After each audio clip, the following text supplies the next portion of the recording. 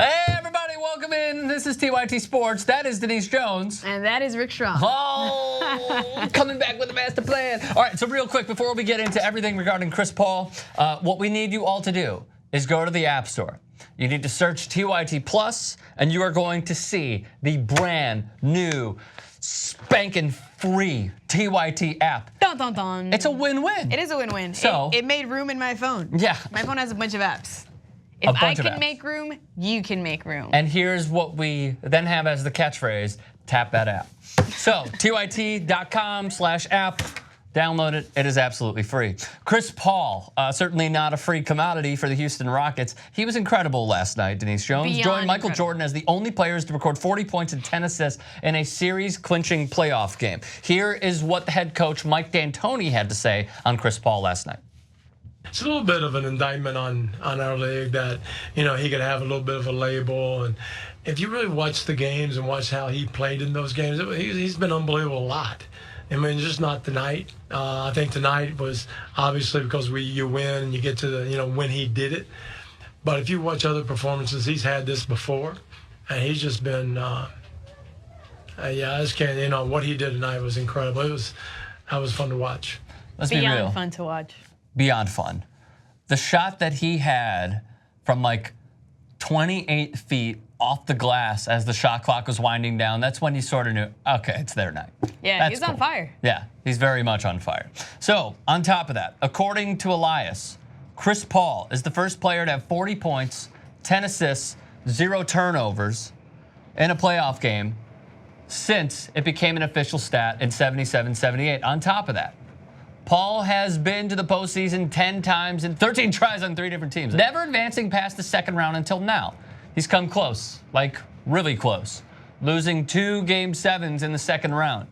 The most infamous collapse came in the 2015 playoffs after CP3, Blake Griffin, DeAndre Jordan, JJ Redick, and company blew a 3-1 lead to Houston, which Paul addressed bluntly after winning Game 4 of the Western Conference Semis. Here was James Harden on Chris Paul's heroics last night. That's big time right there. It's a big time performance. He got in his bag and you know, he called everybody off. He said, "You get out the way. I'm gonna put this in his bag." He had that look in his eyes. Here you go. I mean, if he has a, I don't care what you say, but you know, and if he has a look in his eyes, you know, every single night, he's a problem. If we can, the look in his eye. It reminds me of like Beer Fest when they took on the Germans, and the anchor had the eye of the Jew. Chris Paul had the eye of the Jew last night, Denise. I appreciate how you always bring in a Jew example.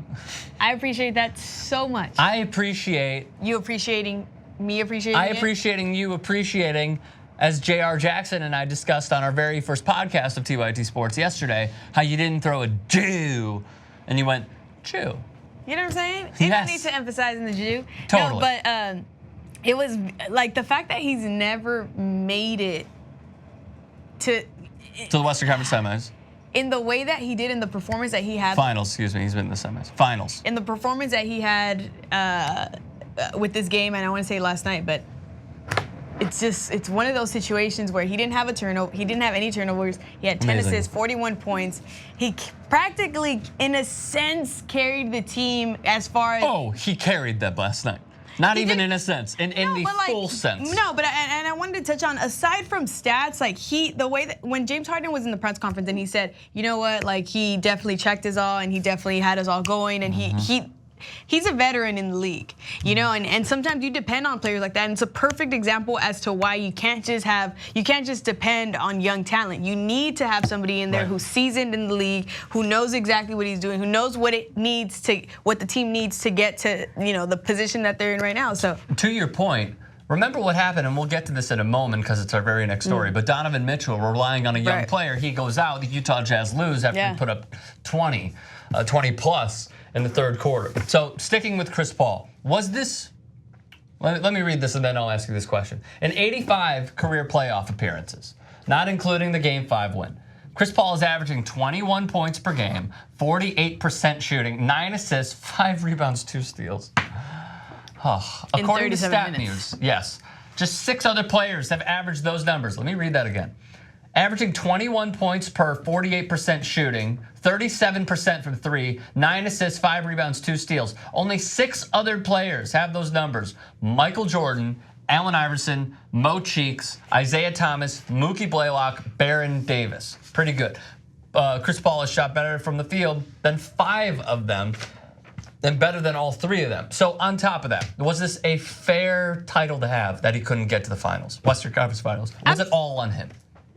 What do you mean, was it all on him? That he couldn't get over this hump of the Western Conference semis, could never get to the Western Conference Finals, needed James Harden, needed Mike D'Antoni, needed these other players. No, absolutely not. I wouldn't say that. Well, that's such a difficult question because as a player individually, like there's assets that you provide to your team, right? And sometimes you're not positioned, they're not playing you in the right position, or you're not getting the right minutes, or whatever it is. Maybe you're just going through something personally, or you're just jaded from, those are a lot of really good different options, man. No, I'm just saying, like, there's a lot of different elements that could come with a player's performance. So to say that, and I might be misinterpreting your question, but you're saying that he needed James Harden, I'm asking if that was fair. If that was fair for us as NBA fans to label Chris Paul as not being able to get to the finals, Western Conference Finals, on his own. No, absolutely not. I don't think, to make it short, no. I don't think that's a fair title. Okay, I agree with you. But I think what we've learned as well throughout this, and it's making the point for another player, which I'll get into in a second, is that Chris Paul put New Orleans on the map when they badly needed to be on the map. Right. He won Rookie of the Year. Right. He's been to the playoffs many times. Right. He has put the onus on him, and he's finished in the MVP voting top 10, I think 8 times, 7 times. He's been a great player. The problem is, in this day and age, what is the most important piece to a championship team? It's a guy who's like anywhere from 6'6" to 6'9", who can run the floor like Usain Bolt and dunk a basketball like Dr. J and shoot the ball like Ray Allen. Right. That is what's most important in this day and age. So the point that Chris Paul is making on him not getting to the Western Conference Finals exemplifies how great LeBron James is, because he literally did it on his own over and over and over again when he was with Cleveland, and then also when he came back to Cleveland. Absolutely. LeBron is a different example, though. I would never put him in this exact same example, just because it's like the whole, when people do the Durant and the LeBron comparisons, you can't do that. Well, we talked about Donovan Mitchell. We will go even further when we return.